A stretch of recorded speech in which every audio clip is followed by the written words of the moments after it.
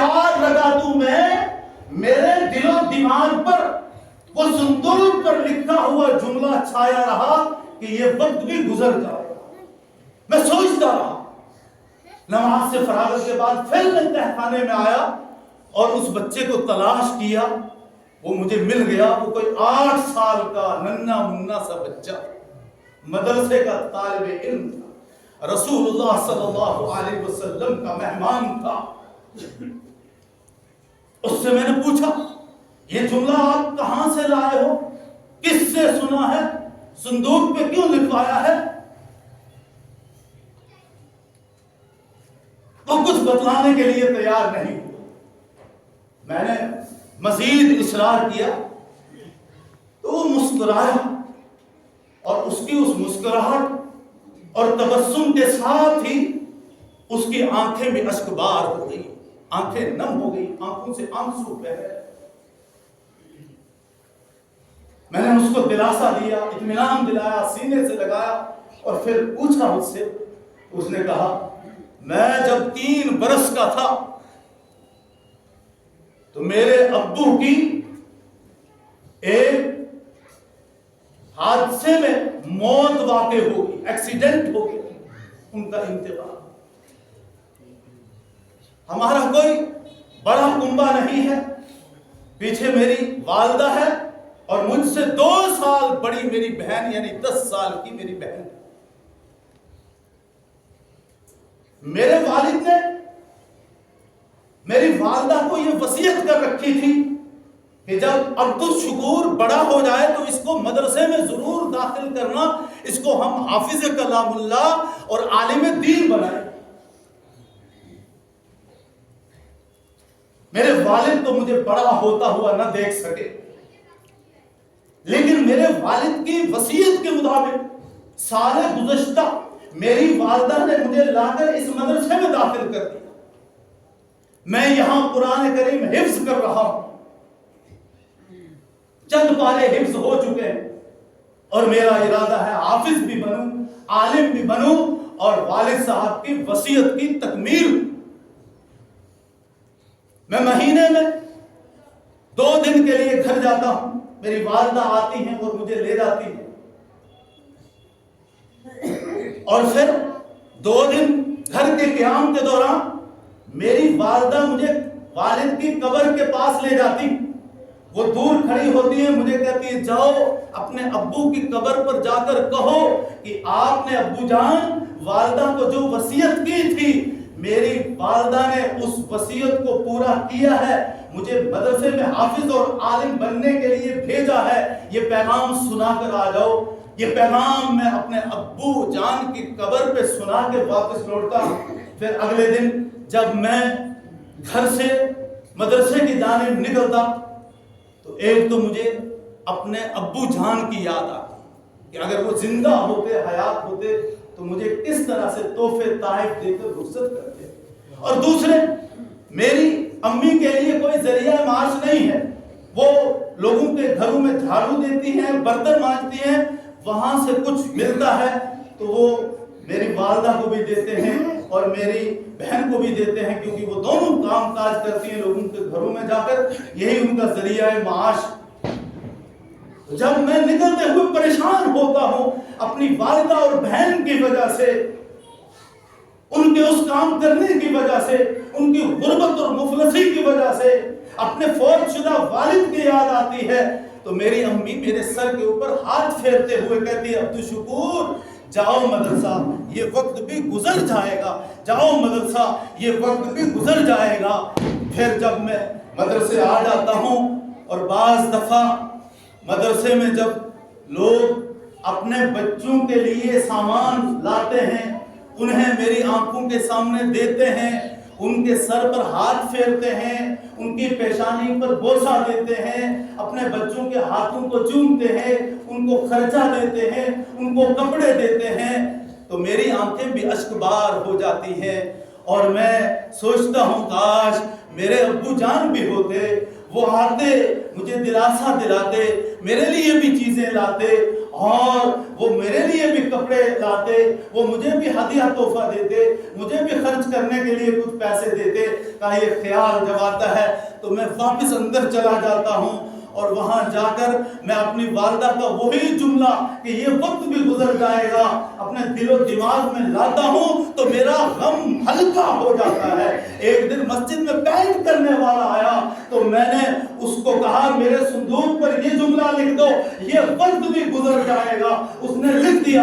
اب جب بھی مجھے ابو کی یاد آتی ہے، امی کا وہ مشکلات میں مفلسی کا، غریبی کا دور یاد آتا ہے، وہ لوگوں کے گھروں میں برتن مانجنا اور جھاڑو دینے کا سلسلہ یاد آتا ہے، تو میں غمگین ہو جاتا ہوں۔ دوڑتے ہوئے اپنے صندوق کے پاس جا کر اور یہ جملہ پڑھ کے مجھے اطمینان ہو جاتا ہے کہ یہ وقت بھی گزر جائے۔ کالم نگار لکھتا ہے، وہ صحافی لکھتا ہے کہ یہ سن کر میرا کلیجہ پھٹ گیا، میں بھی زار و قطار رونے لگا، اور اس کے آگے میرا اور اس بچے کا معاملہ کیا ہوا وہ میرے اس بچے اور میرے رب کے درمیان راز ہی رہے۔ کئی مدارس اسلامیہ کے اندر ایسے معصوم بچے ہوتے ہیں، ایسے غریب بچے ہوتے ہیں، ایسے بعض یتیم بچے بھی ہوتے ہیں جن کا کوئی پرسان حال نہیں ہوتا ہے سوائے مدرسے کے محتمم کے، مدرسے کے ذمہ داران کے اور بعض مخلص معاونین کے، ورنہ آج کل آگے جی آپ مسجد کے اندر گند ڈالنے کے لیے، آگے جی لیٹ لیٹ کر سو کر کھانے کے لیے، آگے جی یاد رکھیں یہ جو بھی ہم الفاظ بغیر سوچے سمجھے ان مہمانان رسول صلی اللہ علیہ وسلم کی شان میں نکالتے ہیں، یہ ان کی گستاخی نہیں ہے، یہ ان بچوں کی تذلیل و توہین نہیں ہے، بلکہ یہ اللہ کا قرآن پڑھ رہے ہیں۔ ان کے سینوں میں 6666 آیات، 30 پارے اور 114 سورتیں محفوظ ہیں۔ رب کا کلام ان کے سینوں کے اندر محفوظ ہے، رب کے کلام سے ان کے دل و دماغ اور ان کے سینے منور اور روشن ہے۔ ہم ان کی کیا قدر جانے، اللہ کے ہاں ان کا بہت بلند و بالا مقام ہے، اور یہ رسول اکرم صلی اللہ علیہ وسلم کے مہمان ہیں، اس لیے کبھی ان کو حقارت کی نگاہ سے نہ دیکھنا۔ اگر کسی نے ان کی تحقیر کی گویا کہ اس نے قرآن کی تحقیر کی، جس نے علم کی تحقیر کی انہوں نے رسول کائنات کی تحقیر کی، اس لیے کہ ان کے سینوں میں اللہ کا کلام ہے، انہوں نے اپنے آپ کو اللہ کے کلام کے لیے وقف کر دیا ہے، اللہ کا قرآن سیکھنے کے لیے اپنے آپ کو قربان کر دیا ہے، انہوں نے رسول اللہ صلی اللہ علیہ وسلم کے دین و شریعت کو سیکھنے کے لیے اپنے آپ کو وقف کر دیا ہے۔ یہ کوئی معمولی نہیں ہے، بلکہ یہ وہ مخلوق ہے کہ جب یہ اپنے خالق و مالک کے سامنے ہاتھ اٹھاتے ہیں، دعاؤں پر آمین کہتے ہیں، تو ان کے اٹھے ہوئے ہاتھ اور ان کا وہ آمین کہنا کبھی بھی کسی حال میں بھی خالی نہیں لوٹایا جاتا۔ رب ہر حال میں ان کی دعا کو قبول کر لیتا ہے۔ خدا نخواستہ اگر کوئی بد نصیب ان کو گالیاں دے، ان کو برا بھلا کہے، ان کی شان میں گستاخی کرے، اور علم میں سے کسی کی زبان سے آہ نکل گئی، کسی نے دل ہی دل میں بد دعا کر دی، اس کا تو بیڑا غرق ہو جائے گا۔ ان کی حوصلہ افزائی، ان کو شاباشی دینا، ان کے حوصلوں کو بڑھانا، یہ ہمارے لیے باعث نجات۔ اور حدیث میں آیا رسول اکرم صلی اللہ تعالی علیہ وسلم نے ارشاد فرمایا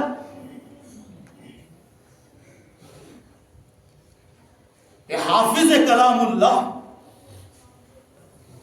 جس نے قرآن مجید فرقان حمید کو اپنے سینے کے اندر محفوظ کیا،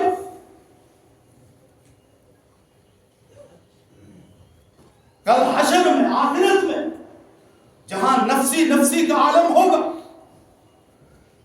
کوئی گھٹنوں تک پسینے میں ڈوبا ہوگا، کوئی ناف تک، کوئی سینے تک، اور کسی کے منہ میں پسینہ جا رہا ہوگا وہ پورے کا پورا پسینے میں شرابور ہوگا۔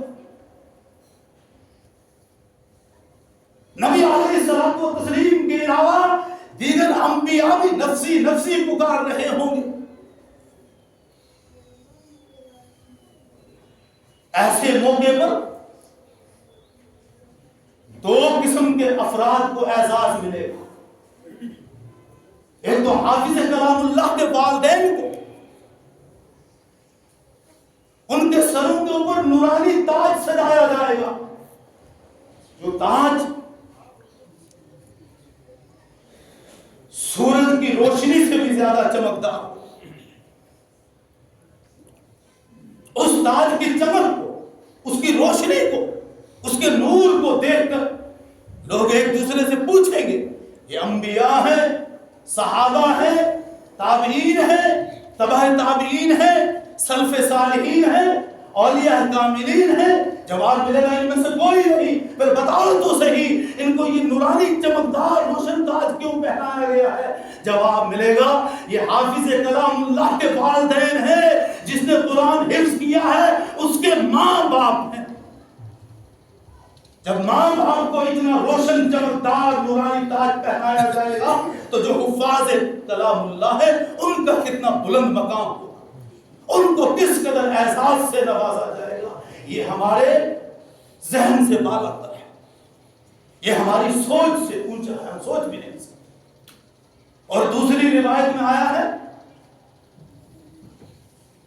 کہ حافظ کلام اللہ کے 10 ایسے رشتہ داروں کو جن کی بدعمالیوں کی وجہ سے جہنم ان کے اوپر لازم ہو چکا ہوگا، وہ مستحق جہنم ہو چکے ہوں گے، اللہ کی جانب سے آرڈر مل چکا ہوگا ان کو جہنم میں داخل کرو، لیکن ایک حافظ کلام اللہ کے سامنے کھڑا ہو جائے گا۔ اور جس طرح بچہ دنیا میں ماں باپ کے سامنے بزد ہو جاتا ہے، اسی طرح سے اپنے ان گنہگار اور مستحق جہنم رشتہ داروں قرابت داروں کے بارے میں اللہ کے سامنے یہ حافظ کلام اللہ بزد ہو جائے گا کہ ربا ان کے حق میں میری سفارش اور شفاعت قبول کی جائے، ان کو جہنم سے نکال کے جنت کے اندر داخلے کا فیصلہ کیا جائے، ان کو جہنم کے بجائے جنت میں لے جانے کا فیصلہ کیا جائے ان کے لیے۔ اللہ رب العزت حافظ کلام اللہ کی سفارش کو، اس کی شفاعت کو قبول فرمائیں گے، اور اس حافظ کلام اللہ کے 10 ایسے رشتہ داروں کو جو جہنم کے مستحق ہو چکے ہوں گے، فرشتوں کو حکم فرمائے گا ان کو اس حافظ کلام اللہ کی سفارش کی وجہ سے جہنم کے بجائے جنت میں داخل کیا جائے۔ ہر شخص کو چاہیے کہ وہ اپنے بچوں کو عالم دین بنائے، قرآن کا حافظ بنائے، قرآن کا قاری بنائے، اور اگر یہ نہیں ہو سکتا ہے تو جہاں بچے حفظ کر رہے ہیں دینی ادارے میں، اس ادارے کی معاونت کی جائے، اس مدرسے میں بھرپور تعاون دیا جائے، زکوٰۃ و صدقات اور امداد کے ذریعے سے، دیگر مداحت کے ذریعے سے اس ادارے کا تعاون کیا جائے، کیونکہ مولانا پیر ذوالفقار نقشبندی دامت برکاتہم جو سلسلہ عالیہ نقشبندیہ کے عالمی سطح کے امام ہیں، انہوں نے اسی روایت کی تشریح کرتے ہوئے لکھا ہے کہ اگرچہ یہ روایت حافظ کلام اللہ کے اقربا قرابت داروں رشتہ داروں کے بارے میں آئی ہے، لیکن اس میں شرط ہے کہ ان رشتہ داروں قرابت داروں نے حافظ کلام اللہ کی حوصلہ افزائی کی ہو۔ اگر کہا ہو چاچے نے، مامے نے، تائے نے، دادے نے وہ کہاں بھیج دیا اس بچے کو مدرسے میں، یہ وہاں جا کے بھیک مانگے گا، تم اس کو کالج میں پڑھاتے، اسکول میں پڑھاتے، دنیاوی تعلیم سکھاتے، کہاں مدرسے میں بھیج دیا اس کو بھیک مانگنے کے علاوہ وہاں کوئی اور کام نہیں ملے گا۔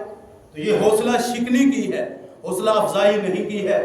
یہ کل وہاں امیدوار ہوگا، توقع کرے گا کہ یہ حافظ کلام اللہ میری بھی سفارش اللہ کے ہاں کرے گا، لیکن وہاں سفارش قبول نہیں ہوگی اس کے حق میں، کیونکہ اس نے جب مدرسے گیا تھا تو حوصلہ شکنی کی تھی، اس کے بجائے ایک دور کا بندہ جس کا کوئی اس کے ساتھ رشتہ نہیں تھا، اس نے اس مدرسے کے بچے کو سینے سے لگایا، حضور کا مہمان ہونے کی وجہ سے اس کے کھانے پینے اور اس کے کپڑوں کی فکر کی۔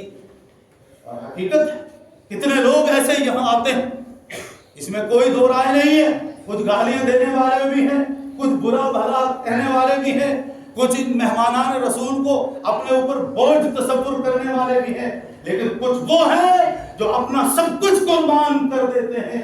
کل ہی ایک شخص یہاں آیا، نام لینا میں مناسب نہیں سمجھتا ہو، اس نے دیکھا، کہا تمہارے یہاں دستار بندی ہو رہی ہے تو کیا دے رہے ہو بچوں کو؟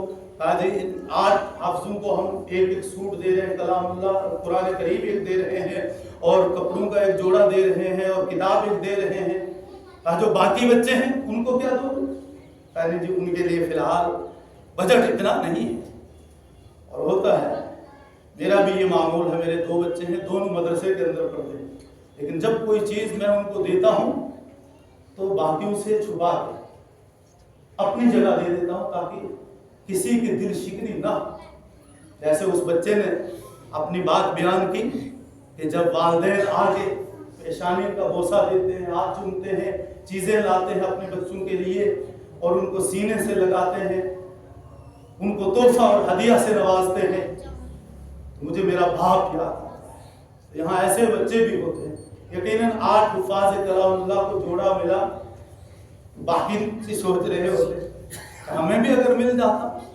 اب وہ بندہ آیا اور گیا اور سب مدرسے کے 40-50 بچوں کے لیے، سب کے لیے جو ان کو ملے ان سے عمدہ جوڑے لے کے دیے، اور سردی آنے والی ہے، عمدہ قسم کا موٹا قیمتی کپڑا دیا، اور اساتذہ کے لیے بھی سفید رنگ کا کپڑا لایا۔ تو ایسے لوگ بھی ہوتے ہیں، بعض وہ ہوتے ہیں جو پورا خرچہ برداشت کرتے ہیں ادارے کا، بہت لوگ ایسے ہوتے ہیں جنہیں مہمانان رسول صلی اللہ علیہ وسلم کی قدر ہے۔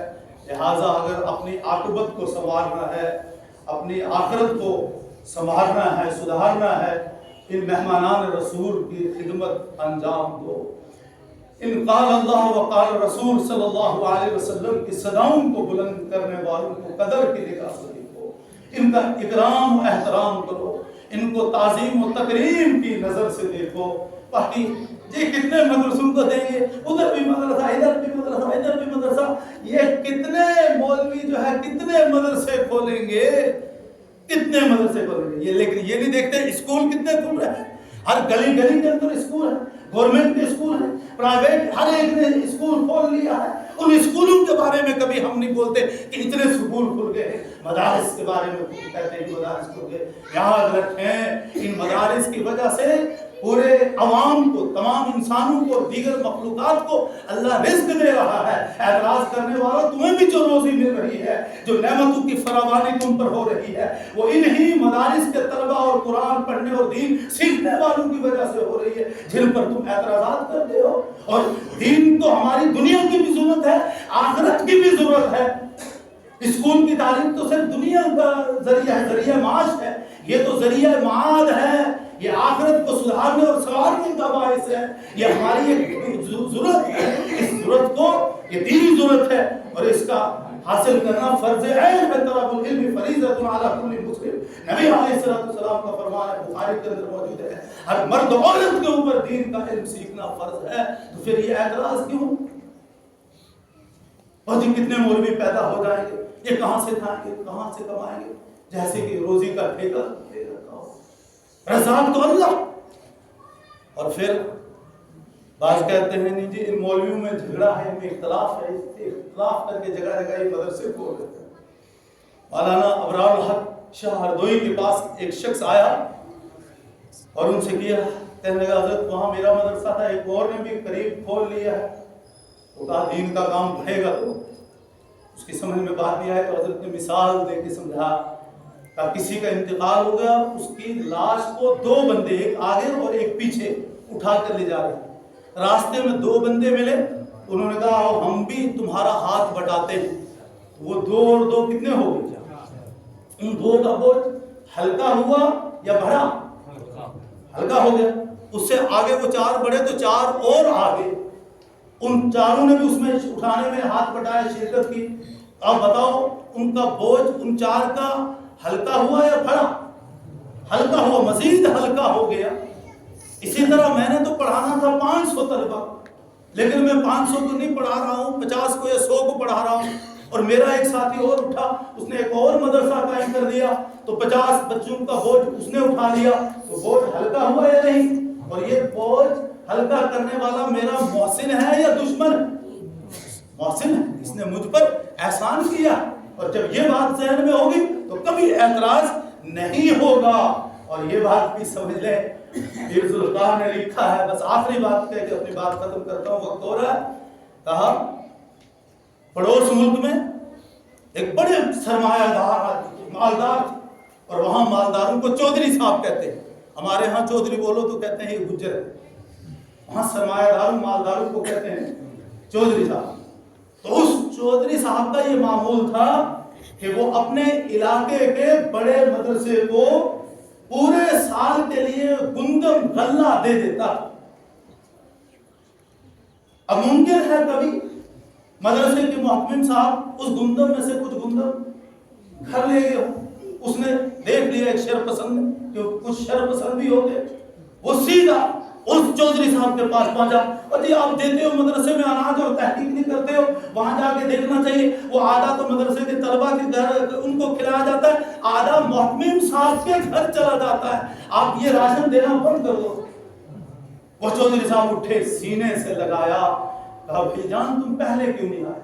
تم تو میرے بڑے خیر خواہ نکلے، پہلے آتے تو میرے نامہ اعمال میں کچھ اور اجر و ثواب بڑھ جاتا، لیکن تم نے آتے آتے بہت دیر کر دی. ہاں، مجھ سے زیادہ خوش قسمت کون ہو سکتا ہے کہ جس کے گھر کا غلہ مدرسے کا ذمہ دار محتمم شیخ الحدیث قرآن پڑھانے والا کھائے. یہ تو میرے لیے بہت بڑی سعادت کی بات ہے. اور اس کے بعد جا کے اپنے ملازموں کو، خدمت گزاروں کو کہا آج تک مدرسے کے لیے 50 کوانٹل غلہ گندم جایا کرتا تھا، آج 100 کوانٹل کر دو. اب کیوں؟ 50 کوانٹل مدرسے میں پکے گا طلبہ کے لیے، اور 50 کوانٹل مدرسے کے جو ذمہ دار ہیں محتمم صاحب شیخ الحدیث ان کے گھر میں پکے گا. کیونکہ ایک تو طلبہ کھائیں وہ تو ثواب ہے، لیکن وقت کا محدث قرآن پڑھنے پڑھانے والا، جن کے بارے میں اللہ کے حبیب نے فرمایا خیرکم من تعلم القرآن وعلمہ، کائنات میں مخلوقات میں سے سب سے بہتر انسان وہ ہے جو قرآن سیکھے اور سکھائے. کسی صدر کو نہیں کہا، کسی وزیر اعظم کو نہیں کہا، کسی منسٹر کو نہیں کہا، کسی کمشنر کو نہیں کہا، کسی MLA کو نہیں کہا، کسی سرپنچ اور سرپنچ کو نہیں کہا، بلکہ کس کو کہا؟ جو قرآن سیکھے اور سکھائے. اور میں نے آیت پڑھی تھی وَتَعَاوَنُوا عَلَى الْبِرِّ وَالتَّقْوَىٰ، نیکی اور تقوی کے کام میں ایک دوسرے کے معاون بنو، کیونکہ جو اصل ہوتا ہے اس کے ذرائع بھی اصل کے قائم مقام ہے. وَلَا تَعَاوَنُوا عَلَى الْإِثْمِ وَالْعُدْوَانِ، گناہ کے کام میں ایک دوسرے کی معاونت نہ کرو. اگر گناہ کے کام میں معاونت کرو گے، جتنا وبال گناہ کرنے والے کو ہوگا اتنا ہی وبال اس کا ہاتھ بٹانے والے اس کے معاون کا ہوگا. اور جتنا نیکی کرنے والے کا ہاتھ بٹاؤ گے، جتنا اجر و ثواب نیکی کرنے والے کو ملے گا، اتنا ہی اس کی حوصلہ افزائی کرنے والے، اس کی معاونت کرنے والے، اس کا حوصلہ بڑھانے والے کو بھی ملے گا. لہذا آپ کی بستی میں آپ لوگ خوش قسمت ہیں. حافظ حسین صاحب نے یہ مدرسہ کھولا ہے، آپ حضرات ان کے معاون بنے اور ان کا ہاتھ بٹائیں، اور وَتَعَاوَنُوا عَلَى الْبِرِّ وَالتَّقْوَىٰ کا مصداق بنے، حقدار بنے، مستحق بنیں گے معاون. اپنی آخرت کو سنواریں گے، اپنی عاقبت کو سدھاریں گے انشاءاللہ. اللہ کے گھر میں بیٹھ کے عہد کیا ہے، اللہ اس پر ہمیں عمل آوری کی توفیق عطا فرمائے. آخر دعوانا الحمدللہ رب العالمین. یاد رکھیں نماز مغرب کے بعد وقت کے محدث